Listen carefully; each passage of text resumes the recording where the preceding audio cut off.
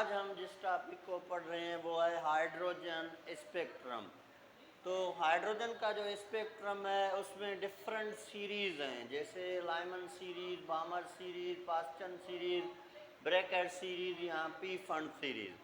तो पहले तो हम ये बात करेंगे कि जब आप हाइड्रोजन स्पेक्ट्रम जब भी आप बनाएंगे तो सबसे पहले हाइड्रोजन गैस को एट लो प्रेशर, जब हम हाइड्रोजन गैस को लो प्रेशर पे हाई वोल्टेज अप्लाई करेंगे, जैसे हम क्रूक्स ट्यूब के अंदर किसी भी गैस को फिल करके और लो प्रेशर पे हाई वोल्टेज अप्लाई करते थे, तो इसी तरह आप जब हाइड्रोजन गैस के ऊपर लो प्रेशर पे हाई वोल्टेज अप्लाई करेंगे तो ये जो हाइड्रोजन गैस है it dissociate into hydrogen atom. तो ये हाइड्रोजन एटम्स के में डिसोसिएट होगा और डिसोसिएट होने के बाद ये जो हाइड्रोजन एटम है इसके पास एक ही इलेक्ट्रॉन है।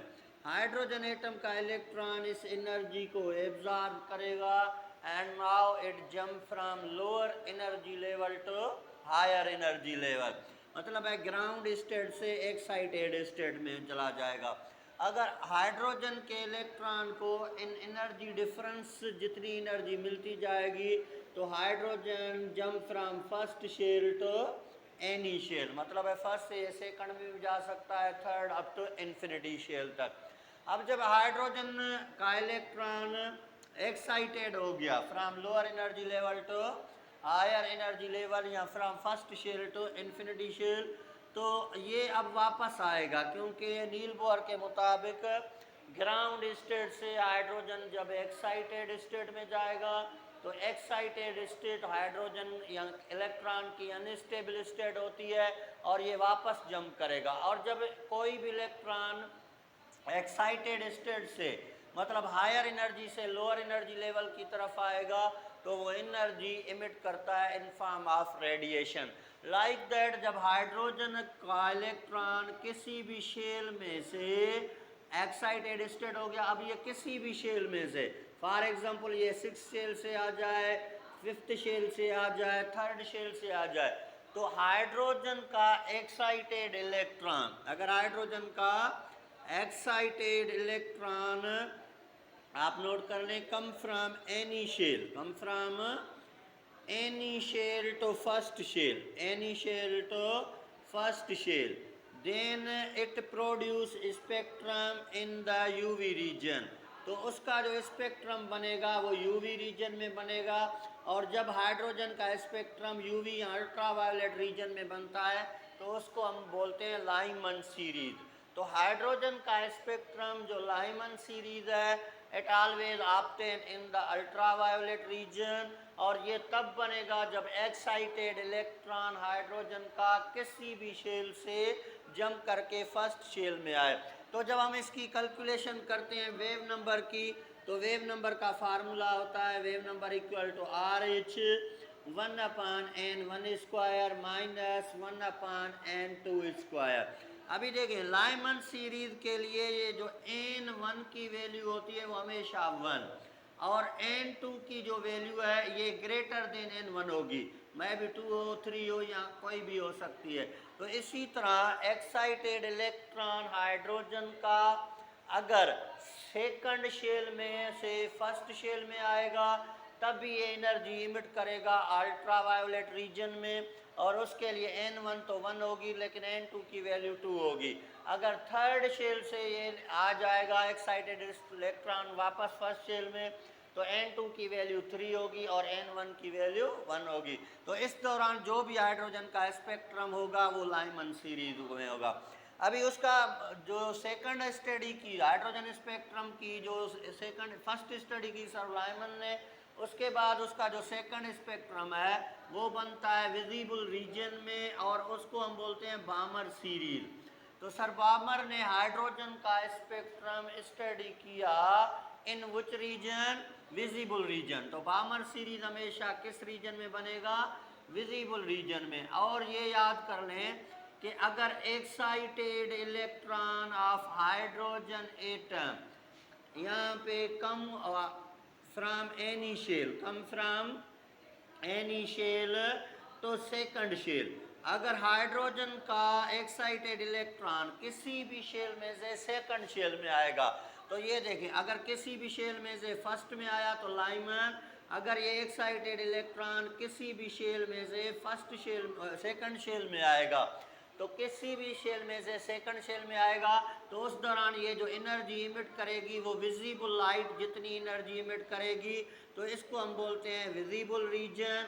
और ये स्टडी किया था हाइड्रोजन का स्पेक्ट्रम विजिबल रीजन में सर बामर ने। तो इसके लिए वेव नंबर का फार्मूला है RH 1/n1 square minus 1/n2 square. तो बामर सीरीज के लिए n1 का वैल्यू हमेशा 2 होगा, और n2 जाहिर सी बात है n1 से ज़्यादा होगा तो 3 भी हो सकता है, 4 भी हो सकता है, या इन्फिनिटी भी हो सकता है। तो इसी तरह इसका सेकंड स्पेक्ट्रम स्टडी होगा बामर सीरीज में। बेटा इसी तरह इसकी जो हाइड्रोजन का जो थर्ड स्पेक्ट्रम है, ये हम स्टडी करते हैं इन पास्चन सीरीज। किस सीरीज में? पास्चन सीरीज में। और ये पास्चन सीरीज में हाइड्रोजन का जो स्पेक्ट्रम बनता है नियर IR रीजन। किस रीजन में? नियर इंफ्रारेड रीजन में। तो excited electron of hydrogen atom अगर किसी भी शेल में से थर्ड शेल में आएगा, किसी भी शेल में से थर्ड शेल में आएगा, तो उस दौरान ये जो एनर्जी इमिट करेगा वो नियर इंफ्रारेड रीजन में इमिट करेगा, और इसको हम सीरीज बोलते हैं पास्चन। और इसके लिए n1 का वैल्यू 3 होगा, और n2 का वैल्यू जाहिर सी बात है ज़्यादा होगा, 4 भी हो सकता है, 5 भी हो सकता है, 6 भी हो सकता है। इसके बाद फोर्थ है Brackett series. Brackett series hydrogen का जो ये स्पेक्ट्रम बनेगा, this is a mid infrared region, mid IR region. और ब्रैकेट सीरीज में क्या होगा कि excited electron of hydrogen atom come from any shell to fourth shell. तो उस दौरान ये जो एनर्जी इमिट करेगा उसकी जो फ्रीक्वेंसी होगी, उस एनर्जी की जो वेवलेंथ होगी वो मिड इंफ्रारेड रीजन की होगी, और इसके लिए n1 का वैल्यू 4 आएगा और n2 का वैल्यू इससे ज़्यादा 5, 6। तो इसके बाद होगा हमारे पास p फंड सीरीज। तो 6 में हमारे पास कौन सा है? p Pfund series. तो p फंड सीरीज बनता है फार इंफ्रारेड रीजन में। तो p फंड सीरीज बनेगा फार इंफ्रारेड रीजन में। अभी excited electron of hydrogen come from any shell to fifth shell. तो इसके लिए n1 का वैल्यू 5 होगा और n2 का वैल्यू 6 भी हो सकता है, C। तो इसी तरह हाइड्रोजन का जो स्पेक्ट्रम है वो डिफरेंट साइंटिस्ट ने डिफरेंट रीजन में जो है स्टडी किया, जिसको हमने स्टडी किया है लामन सीरीज है, बामर सीरीज है, पास्चन सीरीज है, ब्रैकेट सीरीज है, p फंड सीरीज है। और ये सीरीज तब बनेंगी जब एक्साइटेड इलेक्ट्रॉन हाइड्रोजन का जंप करेगा either in the first shell, second shell, third shell, fourth shell या फिफ्थ शेल। यहाँ पे मैं एक बात बता दूं कि अगर हाइड्रोजन का इलेक्ट्रॉन किसी भी शेल में से फर्स्ट शेल में आता है तो उसका स्पेक्ट्रम हमेशा यूवी रीजन में बनेगा। मतलब ये फ्रीक्वेंसी, लाइट की जो फ्रीक्वेंसी इमिट करेगी उसकी फ्रीक्वेंसी अल्ट्रावायलेट लाइट के बराबर होगी। अगर किसी भी शेल में से सेकंड में आएगा तो ये जो लाइट इमिट करेगी उसकी वेवलेंथ विजिबल लाइट के बराबर होगी। तो ये क्यों हो रहा है कि किसी भी शेल में से फर्स्ट में आता है तो अल्ट्रावायलेट क्यों, किसी भी शेल में सेकंड में आता है तो विजिबल क्यों? तो इसका रीज़न ये है कि बेटा अगर आप का n वैल्यू इंक्रीज होगा, मतलब नंबर ऑफ शेल्स इंक्रीज होंगे, तो शेल की एनर्जी तो इंक्रीज होती है लेकिन शेल के दरमियान जो एनर्जी डिफरेंस है वो कम होगा। तो फर्स्ट और सेकंड शेल के दरमियान एनर्जी डिफरेंस ज़्यादा होगा, इसके कंपेयर में सेकंड और थर्ड में और कम होगा, इसके कंपेयर में थर्ड और फोर्थ में और कम होगा। अब जितना एनर्जी डिफरेंस कम होता जाएगा इलेक्ट्रॉन उतनी कम फ्रीक्वेंसी की लाइट एब्जॉर्ब करता जाएगा। इसी वजह से ये यूवी है तो यहाँ ज़्यादा डिफरेंस है, विजिबल है इससे कम है। तो that is reason and that the hydrogen spectrum.